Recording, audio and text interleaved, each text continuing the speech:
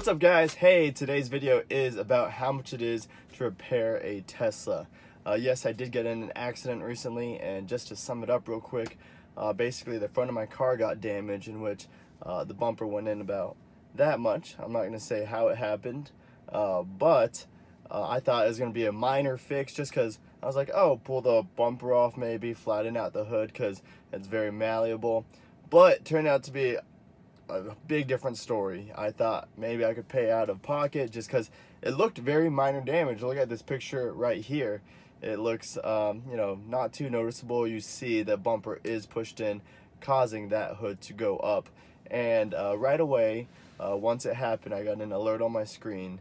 I've seen some alerts that say you've been in an accident, please pull over, or Tesla will call and go, hey, we got a notification, you're in an accident, are you okay? I don't think my accident was that heavy or that severe, so I didn't get any of that. It just said right away, autopilot or auto steer isn't working. And so my car, it got pushed in, you know, 10 in, nah, that's a exaggeration, maybe 5 inches or so, but caused a lot of damage. I was looking how much a bumper would cost just to replace, put it back on, put a hood, and I brought it to, there's 2 shops in San Diego. I think a Virgil and a 3, but everyone's heard of Amatos and then All American Auto.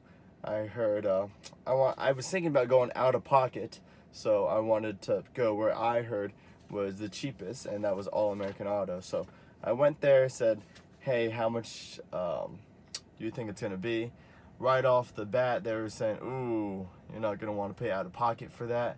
And he was just saying, there's a bunch of sensors that I don't know about that is damaged, including, I guess, even if it's pushed in a little bit, there's a bracket on the headlights on the bottom that if it's cracked, they have to replace the whole headlight, even though my headlights were fine.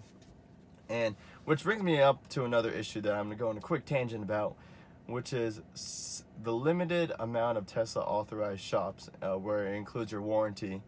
They could basically, and I'm not saying they did, I'm not trying to make any claims, but I know it's fraud and there's an ethical concern with it, but you really don't know if everything needs replacing. So if you did want to pay out of pocket, it just makes it very difficult, because like I said, I thought my damage was minor. However, they said it's not. And I have the list here on what to get replaced. So basically it was just my front. So everything within the front of it had to kind of be looked at. I did have a wrap on the front as well. He said that would be covered by insurance. So here are the papers. We have the front bumper and grille, the bumper covers, and this is all remove and replace. So we have 365, the inner brackets of the lights. We have the crossbar, the impact bar, the absorber, the distance sensor. Let's see, the right headlamp and the left headlamp, which are both 1,000. That's right there. I'm kind of just, there's a bunch of things listed here, or post a picture. I'm just kind of naming off the ones with the larger price tags. We have the radiator support, the hood, which is 500.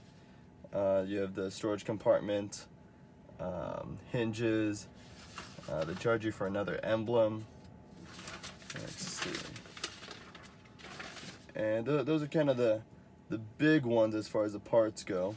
And then labor, they have to do, which is $100 an hour, mechanical, refinishing, all that. And let's see, there's also, they get all the parts, they have to repaint all of them, so they have to sand it down and do all that. So this is included as well. So the total, subtotal comes out to a little under $9,000, and then the grand total including sales tax is around $9,300. So that was definitely something I did not want to pay out of pocket. Once again, he said this included the wraps and everything. So I was very surprised that you saw the picture, something like that would be around $9,000. So be very careful on your Teslas, because they really add up. So now, as far as my experience goes with getting it repaired and everything, I dropped off my car and they said, well, Tesla's back ordered on parts, specifically the hood. They said it would take about 2 weeks to get my car. And oh my gosh, I was like, okay, you know, that's what the whole rent-a-car videos and everything were about.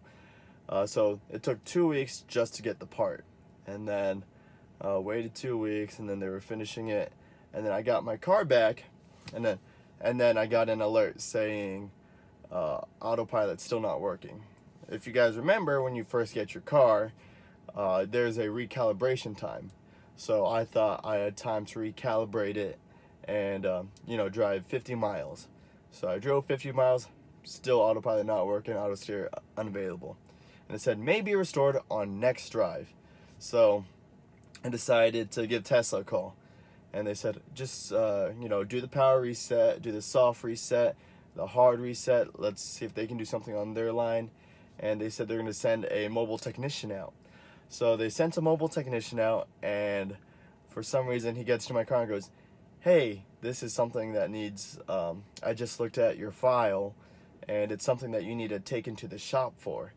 And I was confused because I'm surprised they didn't see that on the screen before they even scheduled the appointment. So they came out, did all that, and I had to set another appointment. I actually brought it back to All American. All American tried doing it, and they weren't able to, so they had to send it back to Tesla. That's how I got the Model S. And the whole reason was they put the new radar, they put the whole new autopilot computer in, and it wasn't picking up the program, even with the software updates. So they're saying it's a faulty part now. Now I would have to wait until a new radar came in into Tesla, and then they would replace that then. So waited all that time, and oh, which reminds me, another phone call. Tesla said 50 to 300 miles for calibration. So I drove the 300 miles, still nothing. That's when I brought it back to All American. But anyways, brought it back to Tesla, and I got it back, and the car worked awesome. Everything was fixed.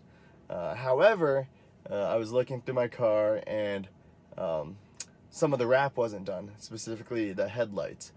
And that was just more hassle for me, having to get it done again. Thankfully, All American, they just set it up on my own time.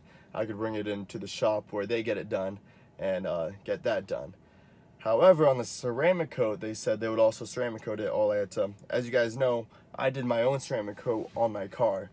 And they said the only way to prove it, that I had it on my car to be covered by insurance, would be like sending an invoice or receipt of the when I bought the ceramic coat and all the materials. So I did that, and then they said they ceramic coated the car. However, I didn't find it here on my piece of paper. So I called them. I was like, hey, I know you guys forgot the headlight ramp, the wrap. Is there any possibility you guys may have forgotten the ceramic coat? And, you know, no big deal. I just wanted to make sure that way I would know to reapply it. And making sure I also didn't get charged. He said, don't worry, we did. So, of course, I had to do the water test. I'm not saying whether or not they did or not, or let you guys be the judge with this video. If the sheeting is the same, the hydrophobicity is the same on the hood as it is on the rest of the car. It's not up to my standards, however, so I am re-ceramic coating the hood and the bumper. It's nice because there's a wrap on the bumper, so that's a lot easier to ceramic coat because you don't have to do paint correction. So, let's see, if there's anything I can learn from this is be very careful with your cars. The smallest thing, you know, we forget that the Model 3s are becoming more affordable, and they're mass producing parts. With that, you get longer times with back-ordered parts. As well, it's still a luxury car, so it's still kind of pricey to repair. So let me know your guys' thoughts, your experiences. I want to hear more about what you guys think. I'm glad that a lot of the aluminum and the more expensive parts didn't get damaged. So I just want to hear other experiences. If you guys have questions, leave it in the comment section below. Hey, my next video, I'm gonna do something to the inside of my car, and I'm hoping that it's gonna look very cool, so you guys will see that in about a week. So subscribe so you guys don't miss that. Leave me a like. Hey, thank you guys for watching. I'll see you next time.